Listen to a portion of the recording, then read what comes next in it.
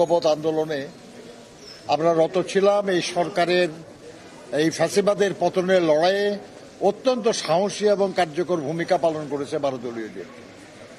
তো আমরা আজকে আমি আমাদের মহাসচিব মির্জা ফখরুল ইসলাম আলমগীর, বেগম সেলিমা রহমান, আব্দুল ওয়াল মিন্টু সহ আমরা 12 দলীয় জোটের শীর্ষ নেতৃবৃন্দের সঙ্গে বসছিলাম।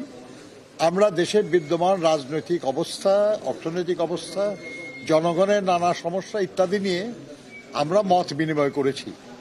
এই ধারাবাহিকতায় আজকেও আবার এর খানিকক্ষণ পরে আর একটা আপনার সমমনা জোটের সঙ্গে আমরা বসবো, এরপরে লেবার পার্টির সঙ্গে বসবো এবং আপনার এলডিপির তাদের মূল নেতারা 2-1 বাইরে আছেন ঢাকার, সেজন্য তারা ফেরার পরে 2-1 দিনের মধ্যে বসবো। এই আলোচনার প্রেক্ষিতে আমরা কিছু করণীয় কোনো সিদ্ধান্ত হলে সেটা আমরা আপনাদেরকে পরে জানাবো এবং সেখানে যখন জানাবো তখন আমরা সবাই থেকেই জানাবো আপনাদেরকে। তো আমি নামাজে আজান পড়ে গেছে, আমি একটু তাড়াতাড়ি শেষ করার জন্য আমি 12 দলীয় জোটের প্রধান, অত্যন্ত প্রবীণ রাজনীতিবিদ, শ্রমিক নেতা, সাবেক মন্ত্রী, জাতীয় পার্টির চেয়ারম্যান মোস্তফা জামাল হায়দার সাহেবকে কিছু বলার জন্য অনুরোধ করছি।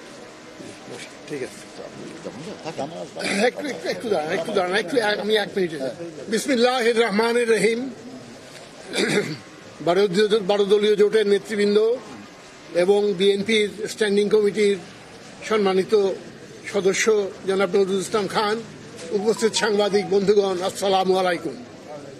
আপনারা জানেন আমরা এখানে বিএনপি অফিসে আজ সুদীর্ঘক্ষণ যাবৎ বিভিন্ন বিষয়ে, বিশেষ করে বর্তমানে দেশে যে উদ্ভূত রাজনৈতিক পরিস্থিতির পরিপ্রেক্ষিতে আমাদের আগামী দিনের বিভিন্ন কর্মসূচি কি হওয়া উচিত ইত্যাদি বিষয়ে আমরা নিজেদের মধ্যে কথা বলেছি, কিন্তু আমরা কোনো চূড়ান্ত সিদ্ধান্তে উপনীত হই নাই। বিএনপির স্ট্যান্ডিং কমিটির মিটিং আছে, কাল পরশুর মধ্যে ওনারা সিদ্ধান্তে আসবেন। আমরা নিজেদের ভিতরে কেবল কিছু কথাবার্তা বলেছি, মত বিনিময় করেছি।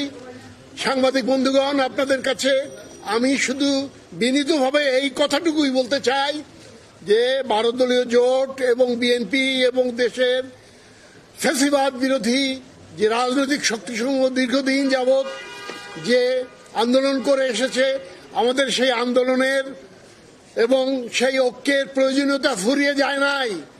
আগামীতে সেটা আরো গভীরভাবে অনুভূত হবে। আমরা সেই বিএনপির সঙ্গে অন্যান্য রাজনৈতিক দলগুলিকে নিয়ে অতীতের ন্যায় আমাদের কর্মসূচি আপনাদের সামনে খুব শিগগিরই ঘোষণা করব।